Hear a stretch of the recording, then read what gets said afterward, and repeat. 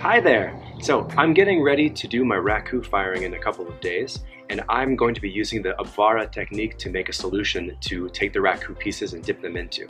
And I'm very excited. It's Eastern European in origin, and it's often referred to as Baltic Raku, and it has the most amazing results with very, very simple household ingredients. So I thought I would just go through my steps in mixing a batch.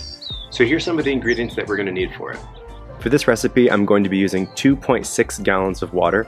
So I have 1.6 gallons of water in this white bucket, and then I have the other gallon mixed between those two pots, which I'll be mixing in after I put in the other dry ingredients. 1 kilo of flour, which translates to 2.2 pounds. 14 grams of yeast, which basically is 2 packets. They're typically 7 grams per packet.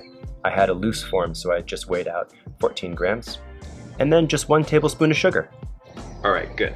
So the water temperature is pretty good right now. And the temperature is important because there are enzymes in the yeast that need to be activated, and they are more activated with warmer water. But you don't want to go too hot because then you could start killing off some of the yeast. But you don't want to go too cold because then it's not activated as thoroughly. The general range of temperature that you want to shoot for is between 95 and 115 degrees, but it depends a little bit on the yeast that you have. If you have live yeast, I think it's recommended that you're airing closer to 95 to 100 degrees, but around 140 degrees is where the yeast begins to die, so you definitely don't want to go too hot. So right now my water is about at 103, I believe. Yep, 103. And that's a really sweet spot for all of this, so I'm going to get started and mix all of those together. First step is the flour, 1 kilo. Next I'm going to put in the 14 grams of yeast, 1 tablespoon sugar, and then the remaining water.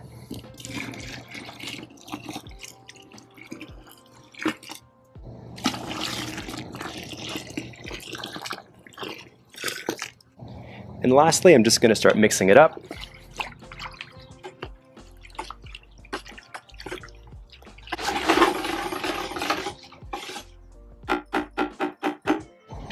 All right, and that's that. We've got our Obvara brew in the making. So now I'm going to cover it up loosely. You don't have to seal it all the way. And then we're going to wait at least 2 days. I'm mixing twice a day in between because it's going to develop a little bit of a crust on the top, and you want to make sure that the slurry stays consistent within itself. And then I'll be able to use it for my firing on Friday, and I can't wait. And if you'd like to take a look at how the firing goes with this solution, there's a link in the description to that video. Thanks so much for joining me. This was a lot of fun. Can't wait.